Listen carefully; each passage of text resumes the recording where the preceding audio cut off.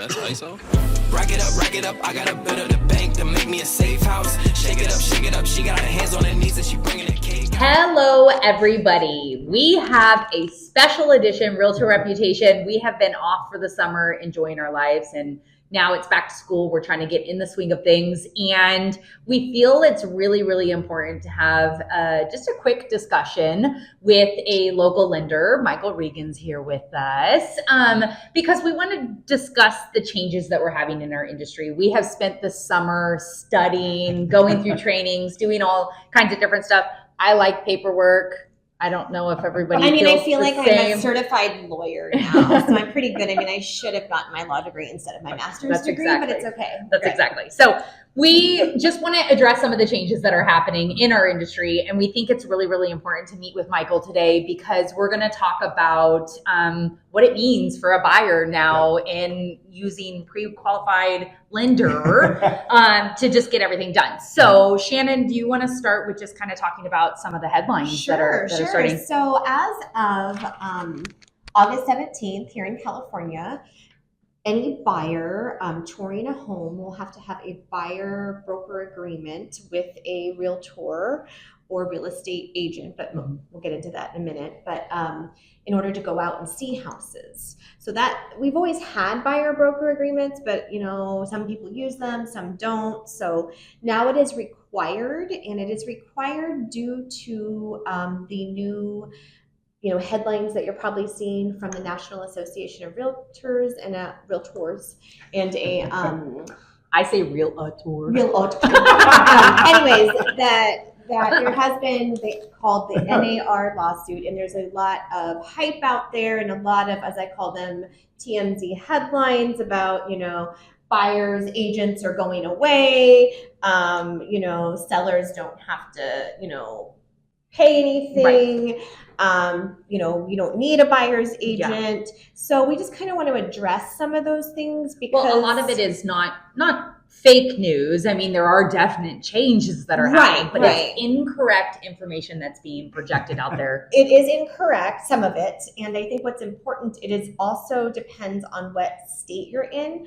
Although this is there's actually two lawsuits. So although this is the National Association of Realtors, there's also a separate lawsuit in other states as well as California. So we are part of trade organizations, the National Association of Realtors and the California Association of Realtors. And California has always been very proactive, and we have probably one of the longest purchase contracts you'll ever see. So we are kind of one of the first to implement some of these changes. And that's why, even though this lawsuit is not going to be filed until the end of the year, we are implementing all of these changes coming up August 17th. So I think part also, let's just address this quickly. When you go walk into an open house now, you used to just be able to walk in, look around, peruse, do your thing. Well, now there are some changes where you do have to have a sign-in process. We're going to be asking, do you have an agent representing you? Because it is going to be important that you do have a buyer broker in place if you are seriously looking for a house, really. It is.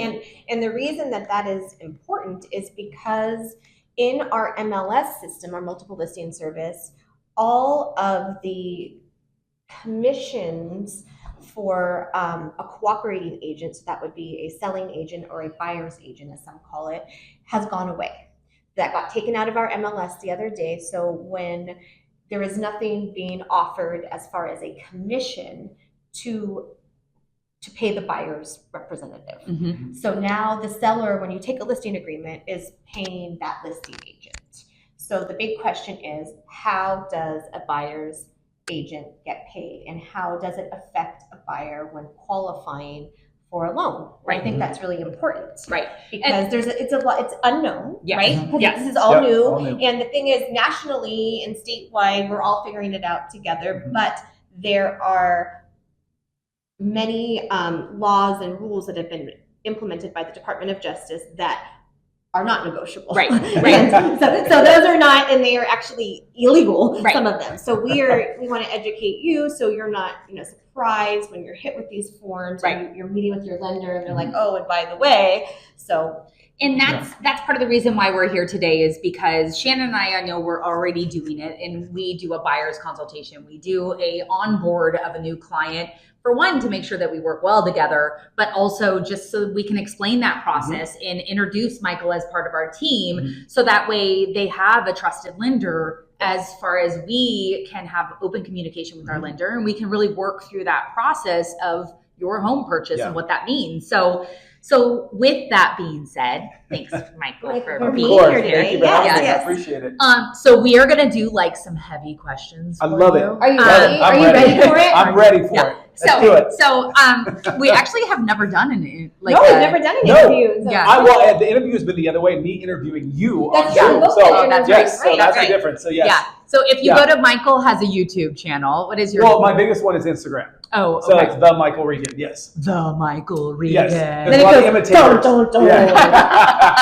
Yes. So that's where everything goes. Yes. So we want to make sure that we are addressing these questions that we have, where I think the community, especially if you're a buyer looking, what does this mean for them, right? So I'm gonna just start kind of shooting some questions at you, and let's see if you know how to respond. Okay. Just kidding. So before you ask Michael's question, so we go through our consultation, right? And they sign a buyer broker agreement. Yes. So that means that if I sign April's buyer broker agreement, I am now dating April, right? We are committed together. A committed relationship. And so that means that we go from a casual relationship to a committed relationship. Yes. Okay, and that means April is my person, and April is going to be working for Do you know I really tell my clients that? Really I'm like, I tell them. them. Now I use that line. I mean, no, it doesn't surprise me. In a consultation, I'll be like, we are officially dating. There you go. I love it. So that means that you're having like a signed contract. Yes. And you're going to go through all your fiduciary responsibilities. Sure. Yep. And part of those fiduciary responsibilities are going to discuss, have you been pre-approved and some of the buyer's financing, correct? Yes, correct. And if not, then we refer to like a preferred lender, and we usually like a buyer, they can use their own lender. That's fine. You don't have to use our people, but we do like a live person usually. And I say that because we've had a lot of people work online and pre-qualify themselves. So we do have live real people that can sit and talk with you. Not to name any names, but we like that. We like that. So once that happens and we figure out if they need to be referred, we also talk about our compensation and if a buyer can pay for our compensation, or if they are going to need to ask the seller to pay, or if there's some funding. So we're going to be having that conversation so that when our buyer goes and meets with Micheal and Patricia, then they kind of know, we kind of set them up for what to ask for, correct? Okay, so now we've had a buyer, we're dating, we call Micheal and we say, hey Micheal, we have somebody. Yeah, what happens? So I have my fee for service, and with that, when I send somebody over for a pre-approval, just a quick question. Are sellers always paying those concession fees? No. So when you have a buyer who you're getting a pre-approval, if a seller is not paying those concessions on a regular basis, because it could come from the buyer, are they able to loop that in their pre-approval as far as our fee goes into their loan? No, it's a great question, April, and that's what we're going to run into, because previously you hadn't run into that at all, right? I mean, it was just kind of part of the business is that it was included, right? So the buyers weren't coming out of it, part of the price. But what's changed is it could be if the seller is not willing to cooperate, essentially, and not offering, then that changes our structure of our pre-approval. Meaning, if someone's coming in and putting 50% down, well, then they know they're going to have plenty of cash to be able to pay you and put the down payment, right? So that buyer isn't going to be, we're not going to have to do necessarily special pre-approval on that one. But if someone comes in and they're, say an FHA, first-time home buyer, and they have 3.5% down, that's the buyer that we're going to have to be really creative with, or work with you to change the strategy of what type of houses they see.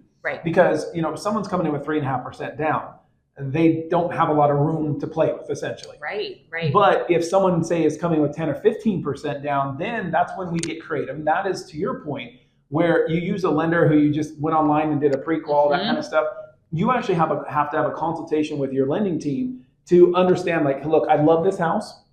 I want to buy it. I'm putting X down. How can we make this work? Because I can't do both. And so if you're dealing with someone online or that just isn't responsive and really creative, then you can actually miss out on a house that you normally could have qualified for. Right. So you're going to have a creative lender that understands the process and understands how to be creative. And if there's a way that they can make it work. Right. And that's the biggest thing you're going to see is that if someone's working with some, one somewhere else that's not invested with And them, maybe even in it's another gonna impact state, and their rules could Yes. be different. Absolutely. 100%. Yes. But they're just not going to have the experience or be as invested in that of being creative. They're like, no or yes, instead of, hey, let's see how we can figure it out. Right. So it's definitely going to change the process and be even more important to work with the team. Right.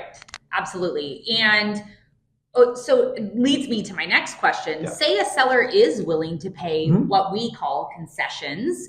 Are seller concessions and closing cost, is that just all the Tomato. The difference is what the change is initially on all loan programs, there was a maximum that the seller could credit back for closing costs. Okay. So I'll just use like a 5% down, 10% down conventional. Maybe it was the max was 3%.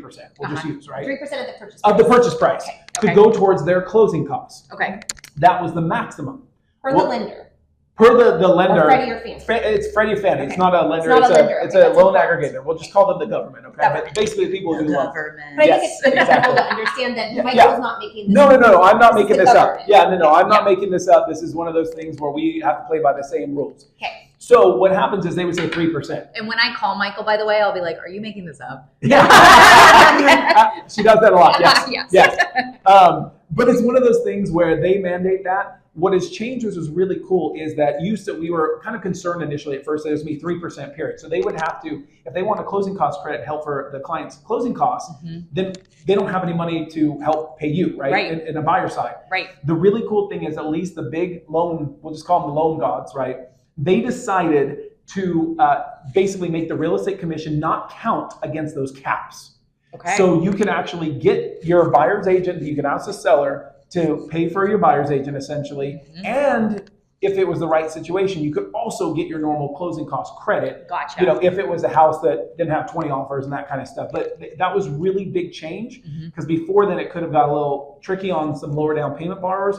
Now it's very clear so it'll make it easier for everyone. So has that cap gone away, the 3%? No, it's still there. It's just that But it's the giving real you like a estate agent second- commission, a It's second giving you- tier. It's a second tier. So like a Because second, okay. so the real estate agent's commission doesn't impact that 3% That's credit. really It doesn't good. even count. It's like the old times where whatever you negotiate with the seller, all that, or the listing agent was never in our contract. Like it didn't matter to the loan. Right. Now they're making it that way, even though it's visible. Right. It's like it doesn't exist in a Yeah. sense to us. So, Yeah. yes. So that was really good. So That's good. I Yeah. understand the importance of getting a client pre-approved, pre-qualified. What is there a difference between pre-qual Yes. versus pre-approved? Oh yes, yes, Oh, yes. You have no. yes. Boy, is Yes, there is a huge difference. So this is the thing is what a lot of people don't understand is they see the commercials, push button, get loan, right? And they think, oh, it's that easy. It's never that easy. Yeah. So the whole point is a marketing scheme or a scam, if you want to call it.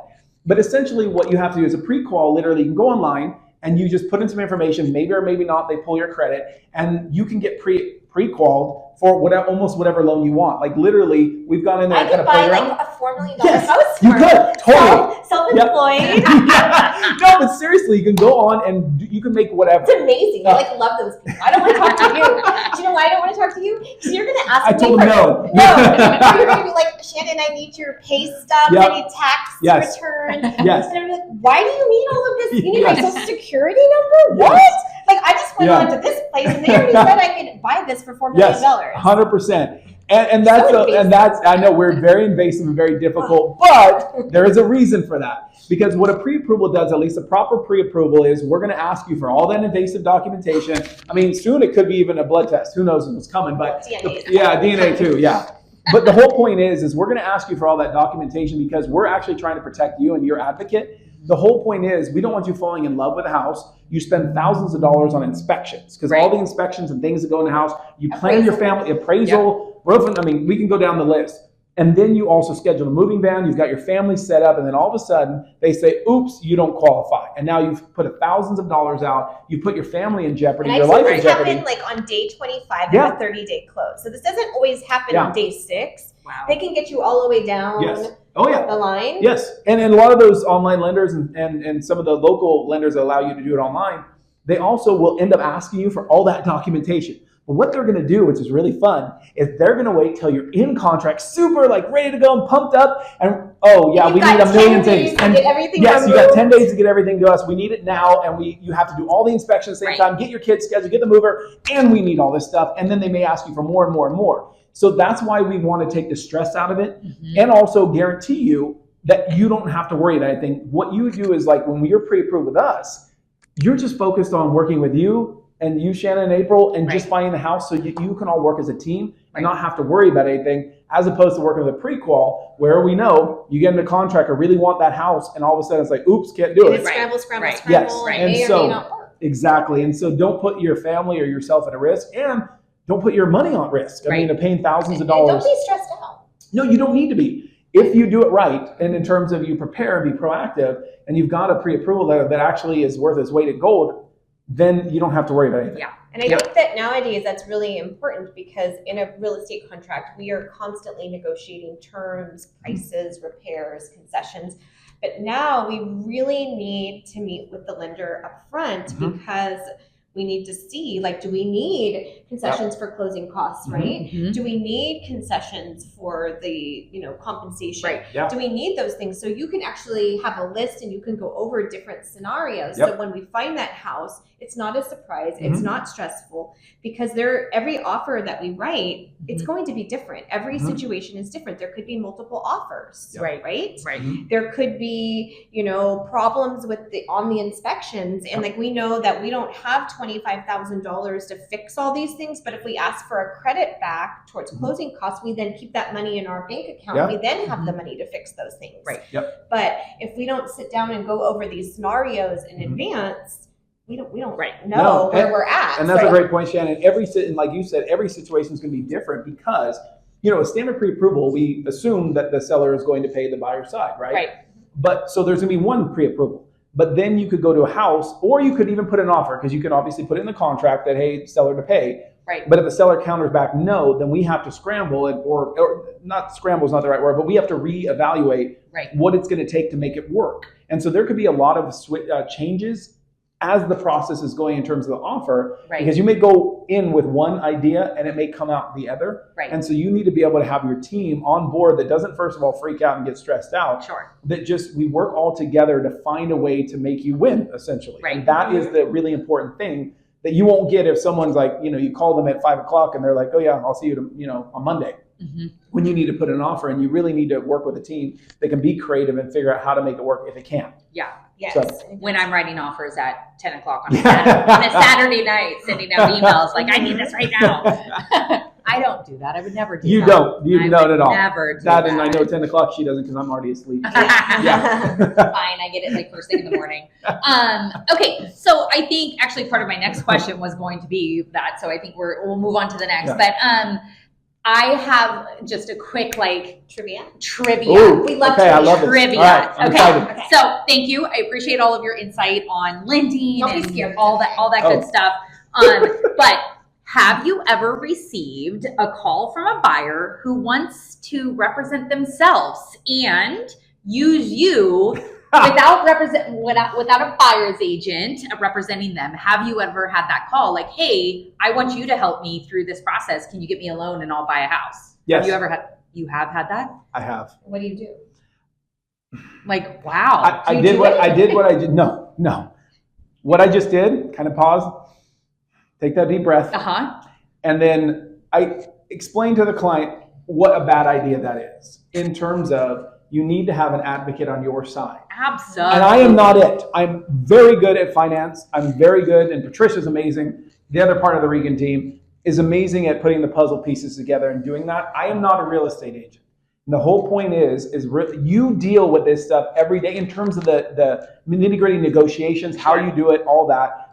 I don't want to be involved in that. That's a whole different ballgame. I like to deal with an expert, not a jack of all trades. So I always tell clients, look, you need to work with the expert. We're the expert on finance. You are the expert when negotiating real estate and making sure they're protected. Because my biggest thing is, just like going into a new home builder, in certain cases. I may have just had this happen. But I may have too. But the problem is, with that, they're not looking at the client's best interest. Right. Where you are. Why? Because they work for the builder. That's right. And that's a whole scam. Not only does the person there represent a sales agent, but the lender that they push you with also works for the builder. And so they have none of your best interests at heart. Right. And that's what I'm saying. So I always tell them, look, it's really in your best interest to work with someone who's on your side. It's like, would you want a lawyer who's actually working for the person you're suing? Right. Like, No, crazy, I always, the way I actually explain it, when you get a divorce, right? Yes. Not to say I would ever get a divorce, but when you get a divorce, would you want your lawyer also representing your ex-husband? No. Like, or soon to be I ex-husband? definitely Like, want to go not. to the operating room and be like, just give me the tools and I'm going to operate on my own. Yes. And if I die, I die. Because I'm going to save $5. Exactly. It's like, would you go to, you need heart Right. surgery, would you go to a surgeon, do triple bypass 2 for 1? Yes. No. Yeah. You want to be the best. You want to go to the best. I wanna So go to be the the best. Yeah. And it's going to save them a lot of money and a lot of heartache and headache is having a professional represent them. So no, when we do get those calls, I absolutely have the conversation that let's rethink this and just give you the other side so you can really rethink this. I actually have a story to say. I don't know if we did it on one of our other podcasts, but I had somebody call me. I was representing the seller. So I was the listing agent. I already had a contract signed with them, getting ready to go on market, that sort of thing. And the neighbor wanted to purchase the property. And he calls me and he says, hey, can I just do this? And you just pay me in order to do this. I was like, no, it doesn't work like that. No, it doesn't work like that. And I actually told him it's in your best interest to have representation. I would prefer to work with your agent. Yep. He did end up hiring somebody who was an amazing agent to work with. So that was great, wonderful. But I called their lender and he's like, oh, I can help them. And I was like, no. I don't like any of this. I don't like any of this. No. Just red flags do go up. Red flags. Yeah. There's another red flag before we conclude that I want to bring up is just, like we've talked about, like when we're having our buyer broker agreement, just like when you have your loan fees and different things, our fees are negotiable. Okay. We do not have a set fee. They are negotiable. However, it's very important not to be tempted by something that's the cheapest fee, because cheap is not always the best. So I think, you may want to interview 1 or 2 lenders. You may want to interview a couple realtors.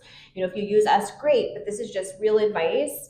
And I think you really need to ask for, the lenders, referrals, also their, past testimonials, track records and difficult situations. Same with realtors, right? And make sure that they're, providing you with a value proposition, because you may be paying for them and you have a right to hire, just like you would interview your lawyer or, your doctor or whoever, your accountant. So just make sure to know that you don't have to, settle with the first person that you meet with, and that the fees are negotiable, but don't get hung up on the fee, get hung up on the big picture. And buying a home is the biggest purchase you're ever going to make. So make sure that you like and trust the people that you work with. Absolutely. 100%. Yep. I mean, I'll even give questions for buyers to go ask another agent. 100%. Because on both of our websites, I think we have that. Absolutely. Because I mean, ultimately what it comes down to is I tell people I'm a badass. So why would you not want to use?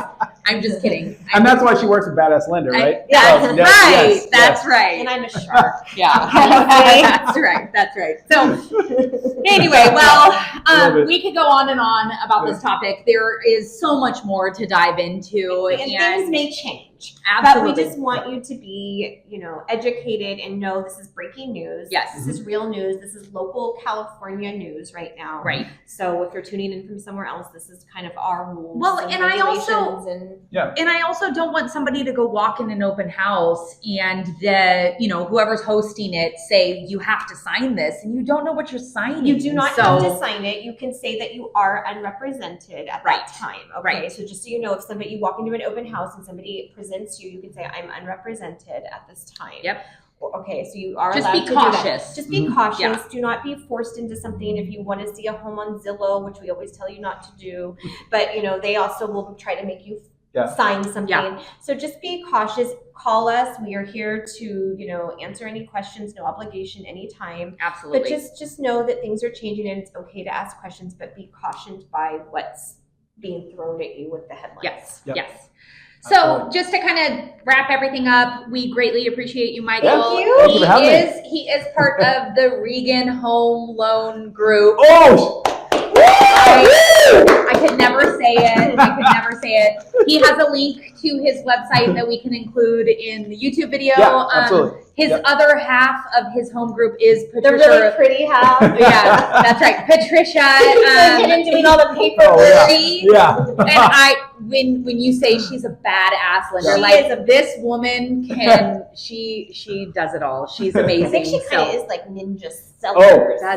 She's like, you know, is like, you know what I love about Patricia is I'll be like, hey, can we make this work? Some of my bright ideas sometimes, and I'll be like, what do you think? And she's like, go for it. I can make it work as much as you can. So, but she supports my like crazy antics in a contract and be like, hey, can you make it happen? Of course she can. And I always tell my clients when they come up with their own crazy ideas, call Patricia. If Patricia can't make it happen, then I don't know what to tell you. That's exactly right. That's exactly right. So yes, I love it. I love it. So anyway, thank you everybody.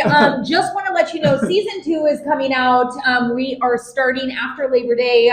You're ready to film. So we're going to be back on our weekly schedule. Releases are going to be on Thursdays. We're going to have a lot of topics. A ton. I mean, we can talk about anything. So, I mean, but our first episode is going to be released on September 12th. That is the first Thursday. And then we release the weekly episodes on Thursday. You can follow us on Spotify, YouTube, and I'm still working on the whole Apple thing. So I'll let you know how that goes. But otherwise, thank you everybody for tuning in. See you next time. Thank you. Have a good one. Bye.